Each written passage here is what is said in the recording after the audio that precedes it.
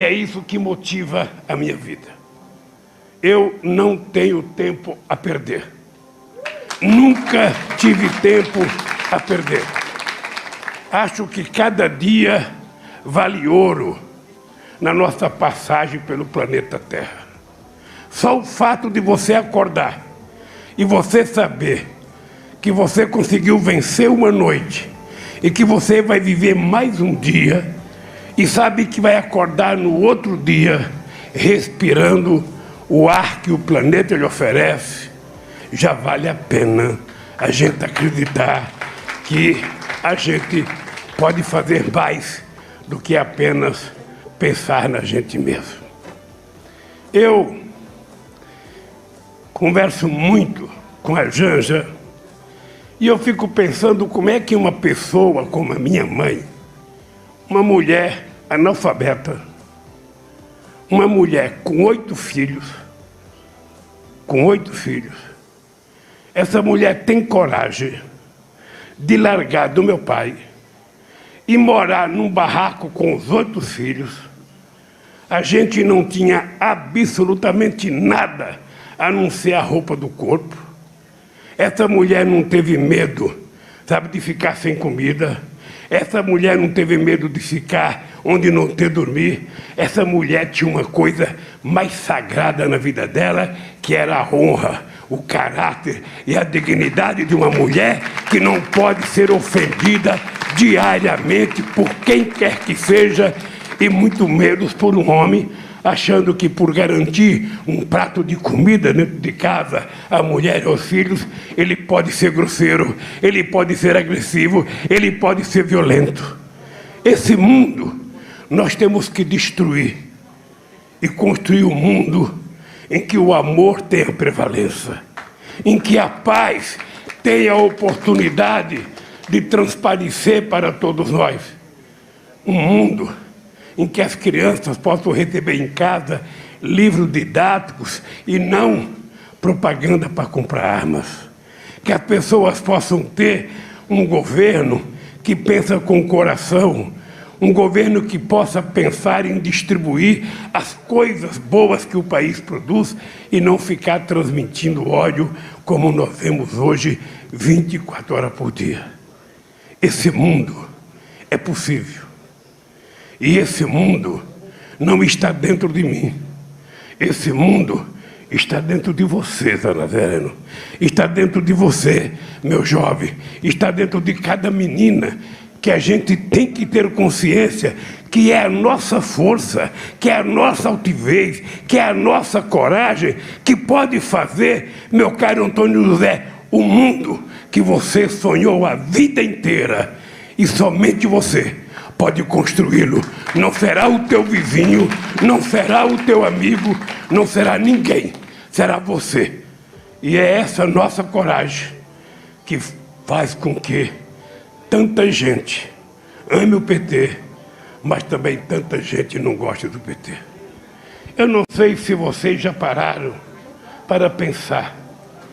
Eu queria que um dia o Nazareno, o Antônio José, a Oneide e as pessoas mais velhas do PT, como o nosso saudoso Ribamar, que o filho dele veio aqui, o Luiz Edvige, que eu encontrei um filho dele hoje, trabalhando de cozinheiro lá no hotel.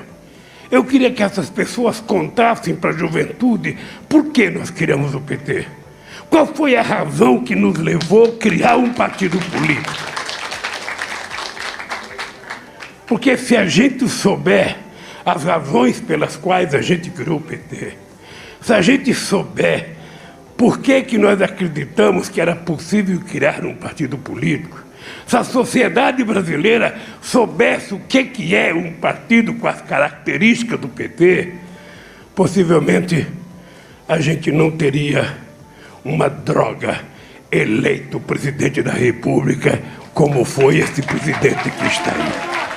A despolitização da sociedade, a despolitização, a negação da política e o analfabetismo político é o que pode significar de mais atrasado numa nação. Pobre daquela nação que tem homens que, como eu, Em 1978, depois das primeiras greves, eu falava alto e bom som: eu não gosto de política, não gosto de quem gosta de política, eu sou apenas sindicalista.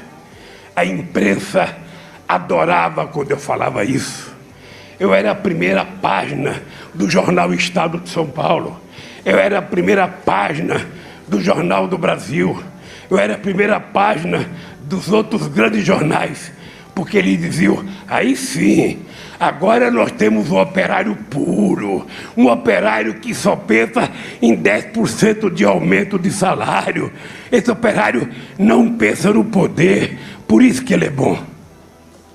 E quis Deus que logo, logo eu deixei de ser besta e comecei a achar que o sindicato era um instrumento de luta, mas o sindicato não iria resolver os problemas de transformação da sociedade, e que a gente só poderia resolvê-lo se a gente organizasse a sociedade politicamente, se a gente tivesse um ideário, um programa e um compromisso. E foi assim, minha querida juventude que está nos assistindo pela internet, que esses velhos que falaram aqui construíram o mais importante partido político de esquerda da América Latina. Foi assim que nós construímos um partido que não tem similar no mundo, porque é um partido criado por trabalhadores, dirigido por trabalhadores, é um partido que tem efetivamente a mais democrática organização interna. Nesse partido o movimento popular manda e desmanda. Nesse partido as mulheres mandam e desmandam. Nesse partido os setoriais decidem o que a gente quer fazer, e a gente não tem pudor de dizer que quanto mais democracia, mais a gente vai conseguir ser forte. Quanto mais democracia, mais a gente vai conseguir mudar o Brasil. Eu não teria feito no Brasil o que eu fiz se não fosse o PT e se não fosse vocês. Tem gente que pensa que fui eu que fiz as políticas públicas que deram certo. Não. As políticas públicas que eu fiz neste país foram resultados de 74 conferências nacionais com mais de 5 milhões de pessoas.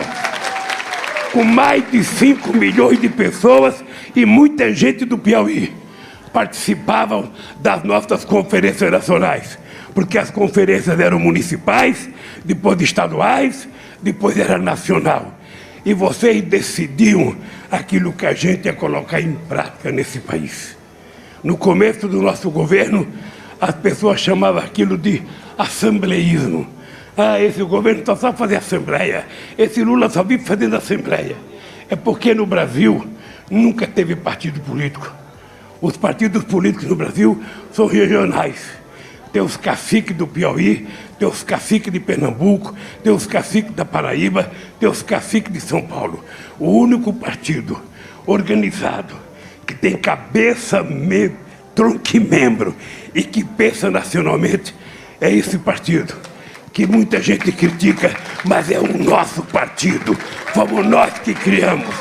E ele, efetivamente, é a coisa mais organizada que nós conseguimos fazer. E aí, meus companheiros e companheiras, nós estamos aqui nessa live. É a primeira vez que eu participo de uma live coletiva, falando assim em público. Normalmente, eu fico sentado numa cadeira, conversando com outras pessoas. Lula, eu te amo! Eu também te amo.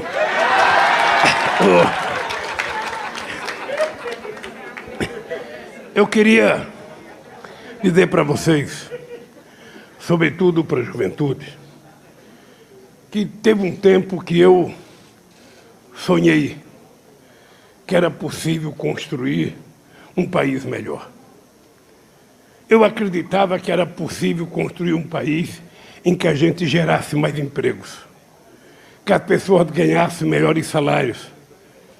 Eu sonhava, porque eu não tive o direito de entrar numa universidade, porque não pude entrar, sonhava em ser economista, e todo mundo sabe que eu adoro economista, adoro economia, porque economista, quando está na oposição, ele sabe tudo, mas quando vai para o governo, nem sempre ele sabe das coisas, nem sempre consegue fazer.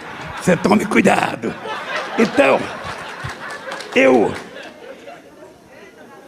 sonhava que era possível fazer com que o filho das pessoas mais pobres tivesse o direito de entrar na universidade. Eu passei 2 anos tentando discutir com meus ministros como é que a gente vai garantir que as pessoas mais pobres possam entrar na universidade. Pensei em utilizar o fundo de garantia, pensei em criar um outro fundo, quando o Haddad deu a ideia da gente construir o ProUni. A gente resgatar dívidas que as universidades tinham com o governo e transformar esse dinheiro em bolsa para a gente garantir. Depois nós pensamos em aumentar o número de alunos por sala. Naquele tempo você tinha em média 12 alunos por sala de aula. E a gente resolveu colocar 18. E os nossos adversários diziam, não, colocar 18 alunos na sala de aula vai cair a qualidade do ensino. É bom ficar só 12. E nós aprovamos para ir para 18. Depois, nós queríamos criar um jeito de financiar. O FIES, não fui eu que criei. O FIES já existia, só que não tinha dinheiro. E não tinha financiamento, e ninguém queria ser avalista de estudante. Nem o pai. Nem o pai. Você veja, o cara não trabalha. O cara não tem experiência. O cara quer estudar. Você ia no banco pegar dinheiro na Caixa Econômica, a Caixa falava, nós temos dinheiro se você tiver um avalista. Aí o pai pensava, porra, esse meu filho não vai me pagar, esse vai me dar o calote, eu não vou ser avalista dele. O que que nós decidimos? O governo vai ser o avalista. Se o governo pode financiar os grandes empresários, por que que o governo não pode financiar os estudantes brasileiros para fazer com que eles possam trabalhar? E veja, Neide, você que é uma professora universitária, esse quase semi-analfabeto que está falando com você, eu não tenho diploma universitário, o Zé Alencar não tinha diploma universitário, e nós, eu e o Zé Alencar, vamos passar para a história como os 2 sem diploma universitário que mais criamos universidades federais na história desse país. Nós vamos passar para a história como as 2 pessoas que mais conseguimos colocar aluno na universidade. Nós, no nosso mandato, colocamos mais de 4 milhões de alunos na universidade, enquanto no século anterior a gente só tinha colocado 4 milhões. E mais importante ainda, eu tenho orgulho de ter participado do governo que aprovou as cotas, de ter criado a Unilab, que é uma universidade afro-brasileira, com uma sede na Bahia, uma sede no Ceará, na cidade de Redenção, a cidade onde foi a primeira cidade a abolir a escravidão. E tenho orgulho de ter ido entregar o diploma para os primeiros meninos negros do Brasil e da África que se formaram doutor. E hoje eu tenho orgulho, Antônio José. Eu estou falando, olhando para você, para motivar você. Você é mais novo do que eu, você não pode ficar mais cansado do que eu. Você tem que ser motivado a entender o seguinte, hoje nós temos nas universidades brasileiras mais alunos negros e pardos do que brancos. Nós temos uma quantidade maior, porque nós fizemos aquilo que deveria ter sido feito há 50 anos atrás, dar oportunidade para que todos, independente do sexo, independente da religião, independente da cor, tivessem a mesma oportunidade de fazer um Enem e de poder cursar uma universidade nesse país. E não é porque eu era sabido, não. Era porque eu tinha consciência e tinha conhecimento histórico, que não tem na história da humanidade. Não existe na história da humanidade nenhum país que se desenvolveu sem antes tem investido na educação. A educação, ela é a base para melhorar a vida individual das pessoas, mas ela é a base para melhorar a vida coletiva de uma nação e garantir soberania a essa nação. O conhecimento científico, o conhecimento tecnológico é que vai garantir que uma nação possa disputar com outros países a hegemonia da qualidade dos produtos que são produzidos, da qualidade de inventar uma vacina e não ficar dependendo de importar vacina de outro país, porque nós temos cientista, nós temos laboratório. O que falta é vergonha de colocar dinheiro para que a gente possa produzir as nossas próprias vacinas. Nós estamos vivendo a era digital, a era em que tudo acontece no celular. Tudo acontece no celular. Se paga conta, se compra coisa, se compra viagem, se aluga hotel na China, tudo por conta do celular. Entretanto, nós estamos na época também de um exército de milhões de pessoas analfabetas digitalmente. E essas pessoas não estão em oportunidade de arrumar um emprego. Nós estamos na era em que nós estamos virando algoritmo. Nós estamos deixando de ter sentimento. Nós estamos deixando de pensar com o coração. Nós estamos no momento em que a gente é manipulado 24 horas por dia. Nós estamos vivendo uma era em que um presidente do país mais rico do mundo, que era os Estados Unidos, que agora vai ser a China, é eleito com base na mentira. Nós estamos numa era em que o presidente desse país, que não acredita no voto eletrônico, foi eleito, sabe, com base em mentira do fake news transmitida pela sua rede de celulares. Se a gente, Antônio José, você que é um grande professor universitário, você que é doutor, eu lembro que você fez doutorado em São Paulo, na USP. Eu lembro, ainda era dirigente nacional do PT, mas ia para São Paulo fazer doutorado na USP. Se a gente quiser recuperar o atraso digital que esse país se encontra, o atraso para competir na indústria de dados, que é o que está tomando conta do mundo, nós precisamos andar rápido. E andar rápido significa construir uma parceria entre Estado, universidades e os empresários que querem apostar nisso. Porque as universidades brasileiras, elas precisam mais do que ensinar história, mais do que ensinar matemática. Elas precisam colocar que os seus projetos sejam transformados em produtos para que a sociedade possa se beneficiar. E é esse país, Antônio José, que a gente vai ter que construir para dar esperança para uma menina que está com 18 anos, com 15 anos, com 17, para um menino que está com 14, 15, 18 anos, que fica em casa no computador o dia inteiro, que sabe que o pai está passando dificuldade e que não tem perspectiva de ajudar a sua família. Nós temos que dizer para essa gente, nós, mesmo que demorar 10 anos, nós temos que dizer para vocês, o Brasil tem jeito. Vocês não percam a esperança que a gente vai fazer deste país o país da concretização dos sonhos que a juventude brasileira tem hoje. Não desanime nunca. E é um pedido que eu faço. Nem você, Antônio José, pode desanimar. Nem você, Oneide, pode desanimar. Se você estiver desanimada, pelo amor de Deus, procure uma causa. A causa é pensar com o coração. A causa é ser solidário. A causa é fazer pelos outros aquilo que você já não tem mais interesse de fazer por você.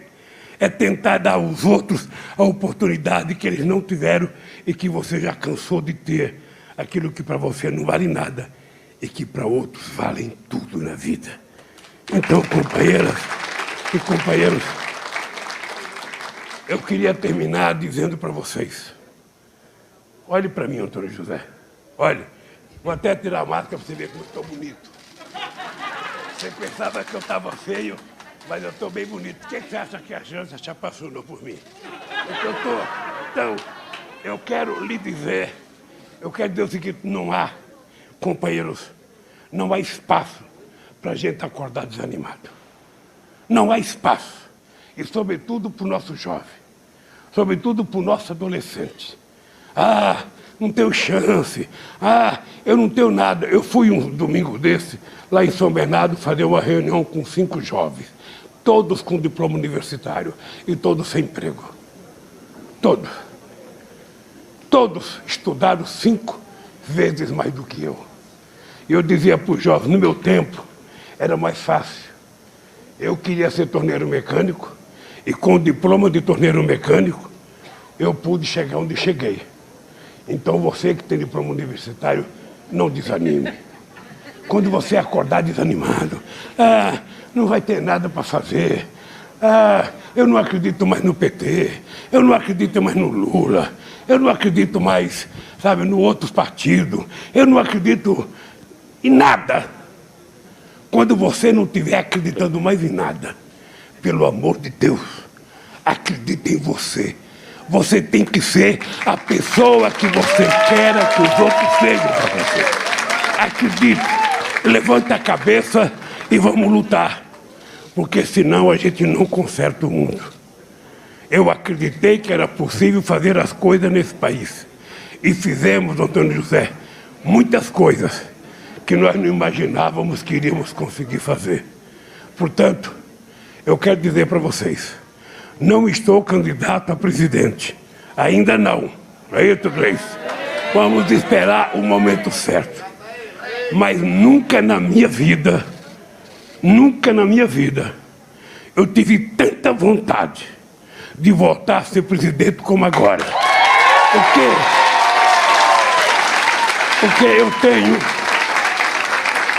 Porque eu tenho consciência, companheiro Hélio, que o Brasil precisa do PT. Eu tenho consciência que mesmo os empresários que não gostam de nós precisam do PT. Eu tenho certeza que mesmo o sistema financeiro que não gosta de nós precisa do PT. Eu tenho certeza que os trabalhadores com diploma de doutor precisam do PT. Eu tenho certeza que somente o PT é capaz de colocar a mão na massa e devolver a este país o orgulho de ser brasileiro. Devolver a este país o orgulho de ser uma pátria efetivamente soberana. Devolver a soberania para o país. Para que vender a Petrobras? Para que vender a Eletrobras? Para que vender um correio? Um país que não tem estrutura de poder para que o governo possa ser indutor do desenvolvimento econômico, não tem soberania. É um país dependente.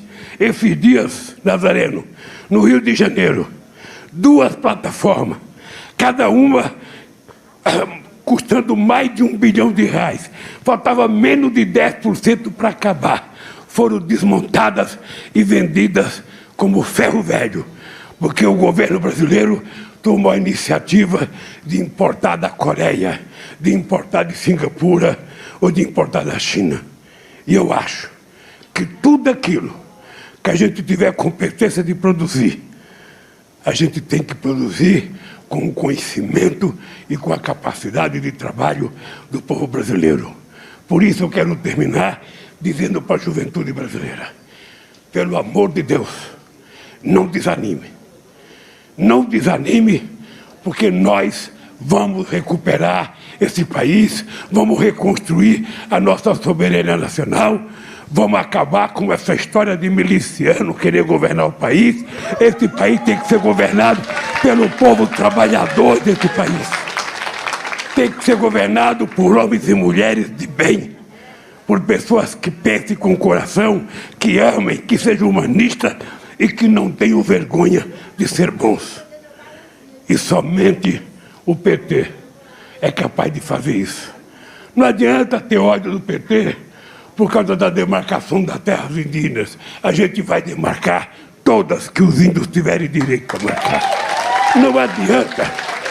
Não adianta não gostar do PT, porque a gente demarcava as terras quilombolas. Vamos demarcar tantas quanto for necessária. Não tenho bronca do PT por aquilo que o PT faz de bom. E eu estou agora com uma fórmula simples para resolver o problema do Brasil. A gente tem que colocar o pobre no orçamento e o rico no imposto de renda. Essa é a solução para a gente melhorar esse país.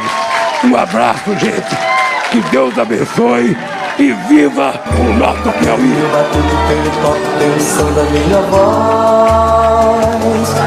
Vermelho, vermelhaço, vermelho, vermelhão.